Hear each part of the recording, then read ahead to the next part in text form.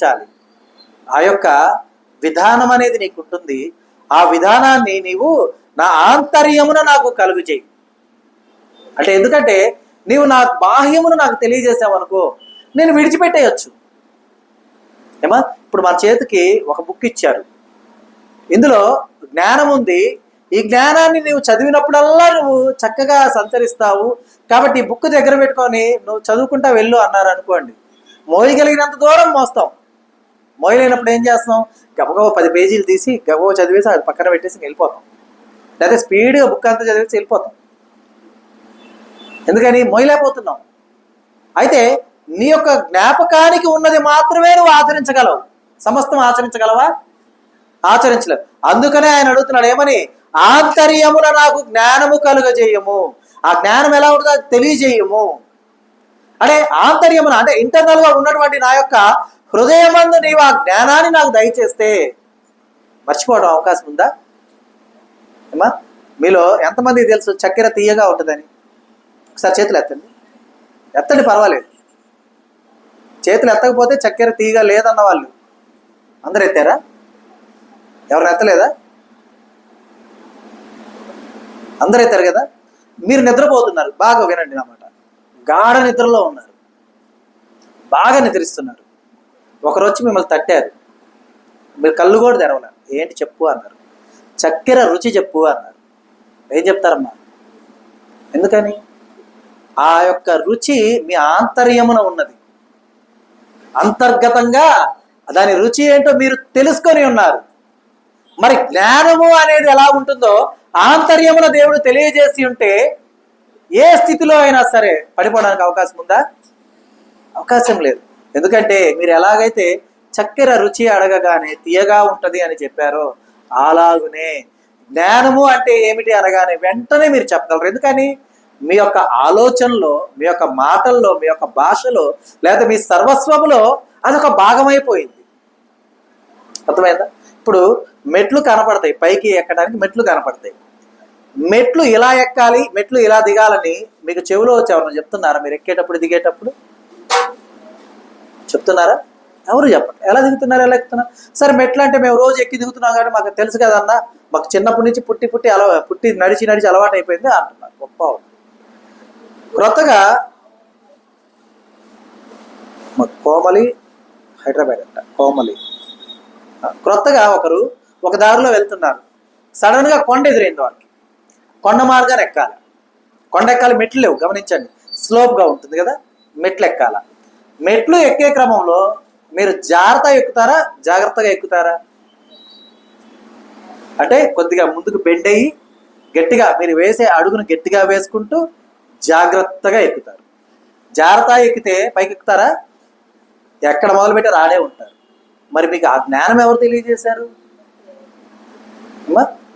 మీరు. అంటే మన యొక్క బాడీ ఏం చేస్తుందంటే ఆ యొక్క సమయాన్ని బట్టి, ఆ యొక్క విధానాన్ని బట్టి మెల్ట్ అవుతుంది. అంటే మెల్ట్ కాదు, ఏమవుతుంది, మోల్డ్ అవుతూ ఉంటుంది. అర్థమైందా? ఆ మోల్డింగ్ అనేది అక్కడ తగిన విధంగా జరిగించుకుంటుంది. అది ఎవరు చెప్పారు మీ బ్రెయిన్కి? వాటిని అంటారు అసంకల్పిత ప్రతీకార చర్యలు. 10th లో ఒక లెసన్ ఉంటుంది సైన్స్లో.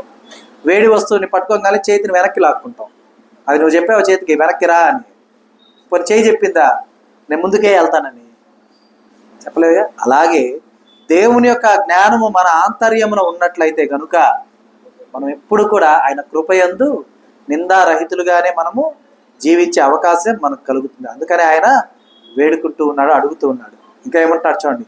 అయ్యా, నేను పవిత్రుడు నగునట్లు హిస్సోపుతో నా పాపము పరిహరింపుము. స్వీకరించాడు ఆయన. స్వీకరించలా? చిరకను అందించినప్పుడు ఆయన ఏం చేసినమ్మా? అప్పటికి సమస్తము సమాప్తమైనదని యేసు ఎరిగి ఆ చిరక పుచ్చుకొని సమాప్తమైనదని చెప్పి తండ్రికి ఆత్మను అప్పగించాడు. అవునా? చివరగా సమాప్తమైనది ఎందుకు? ఆయన అడిగిన విధానం హిస్సోపుతో అందించే వరకు ఆయన వెయిట్ చేశాడు. అర్థమైందా? ఆ హిస్సోపుతో తీసుకున్నటువంటి ఆ యొక్క చివరగా ఉన్నటువంటి ఆ పాపాన్ని స్వీకరించి దాన్ని కూడా పరిహరించి ఆయన మన ఎర్రని పాపములను కంటిన్యూషన్లో ఉంది చూడండి. ఏమనుంది? నా పాపము పరిహరింపుము, హిమము కంటేను నేను తెల్లగా ఉండునట్లు నీవు నన్ను కడుగుము. అంటే నీవు నన్ను కడుగయ్యా అంటే హిమము కంటే తెల్లగా ఉండేలా కడుగంటే నా పాపాలని కడిగివేయి అని ఆయన వేడుకుంటూ ఉన్నాను అనమాట. ఇంకా ఏమంటున్నాడమ్మా, ఉత్సాహ సంతోషాలు నాకు వినిపించు. ఎక్కడ వినపడతాయి అవి? నిత్యరాజ్యంలోనే కదా వినపడేది, అవునా కదా?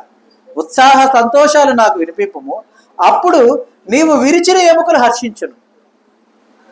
అర్థమైందా? అయ్యా నువ్వు మొత్తావు, నువ్వు కొట్టావు, నువ్వు గద్దించావు, నన్ను సరైన మార్గం నడిపించావు, నీ యొక్క విధానంలో నా ఎముకలు విరిగి బాధిస్తూ ఉండగా ఆ బాధ నీకు వినపడట్లేదా అని అడుగుంటాడు ఒక చోట.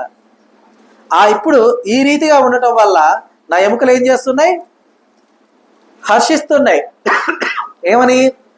విరగొట్టావయ్యా, కానీ నేను ఆనందంగా ఉన్నాను, ఉత్సాహంగా ఉన్నాను అని చెప్పి హర్షిస్తాయి అన్నమాట. చూడు, నా పాపములకు విముఖుడవు కమ్ము. అంటే అయ్యా నా పాపాలకి ముఖం తిప్పేసయ్యా, వాటిని లెక్కించొద్దు, లక్ష్య పెట్టవద్దు. కానీ ఇక్కడ ఈయన అడిగినా కూడా ఆ పాపాలు దేవుడు లెక్కించే ఉన్నాడు. అయితే లెక్కించిన పాప దోషము ఈయనకై ఆపాదించలా దేవుడు. ఆపాదించాడా? ఆపాదించలా, తన ప్రియ కుమారునికి ఆపాదించాడనమాట.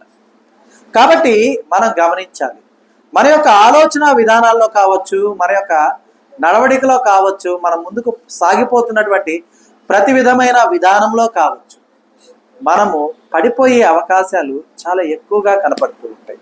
కాబట్టి మనం చాలా జాగ్రత్తగా ఉండాలి. కనుక మన పాపములకు దేవుణ్ణి విముఖుడవు కాయా అని మనం అడగటంలో తప్పులేదు. కానీ ఆయన విముఖుడైనా సరే ఆ పాపాలు లెక్కించుటకు ఒకడున్నాడు.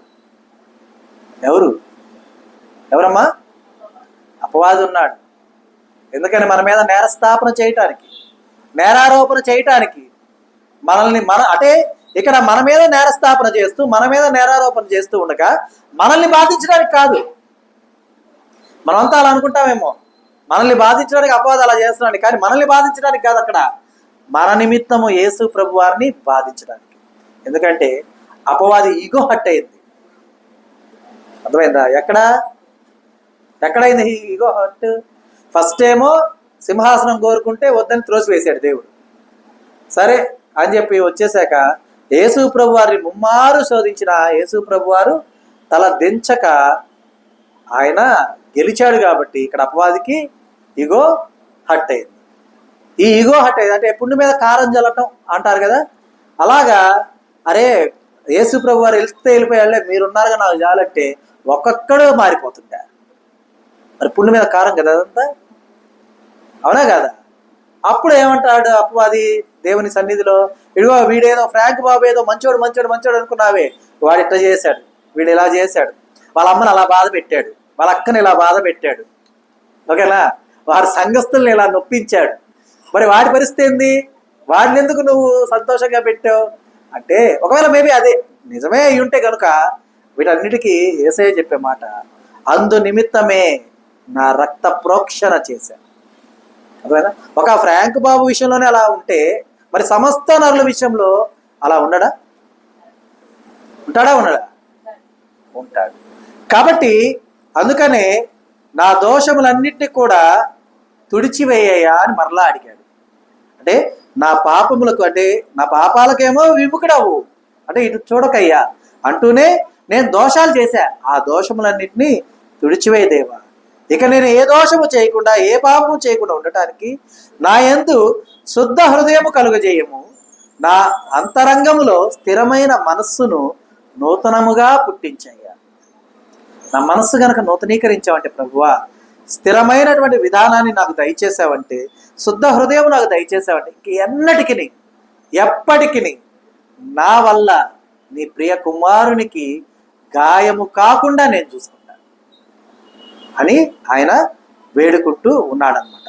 చూడండి, నీ సన్నిధిలో నుండి నన్ను త్రోసివేయకము, నీ పరిశుద్ధాత్మను నా యొద్ద నుండి తీసివేయకము, నీ రక్షణానందము నాకు మరలా పుట్టించము, సమ్మతి గల మనస్సు కలుగజేసి నన్ను దృఢపరచుము. అప్పుడు అతిక్రమము చేయువారికి నీ త్రోవలను బోధించదను, పాపులను నీ తట్టు పాపులను నీ తట్టు తిరుగుదురు. దేవా, నా రక్షణకర్తయగు దేవా, రక్తాపరాధము నుండి నన్ను విడిపింపుము. అప్పుడు నా నాలుక నీ నీతిని గూర్చి ఉత్సాహగానము చేయు. ప్రభువా, నా నోరు నీ స్తుతిని ప్రచురపరచునట్లు నా పెదవులను తెరువుము.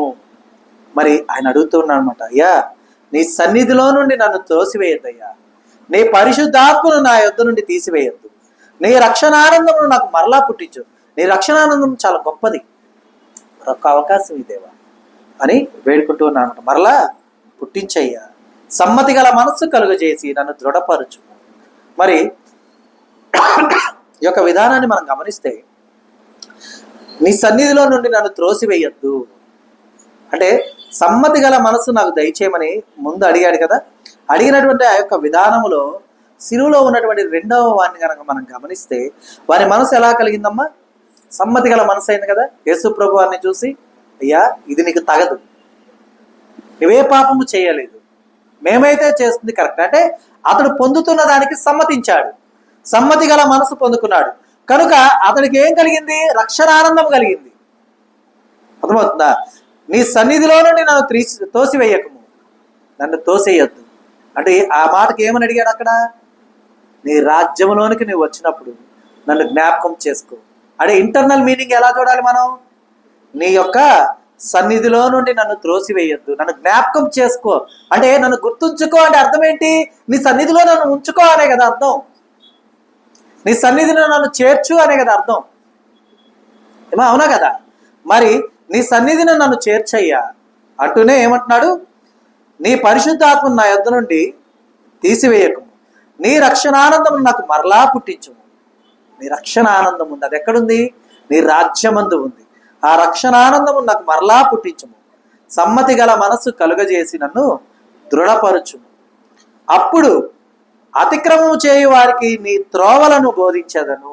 ఇప్పుడు అతిక్రమాలు చేసే అనేకులు ఉన్నారమ్మా, ఓకేనా? వారి ఎదుట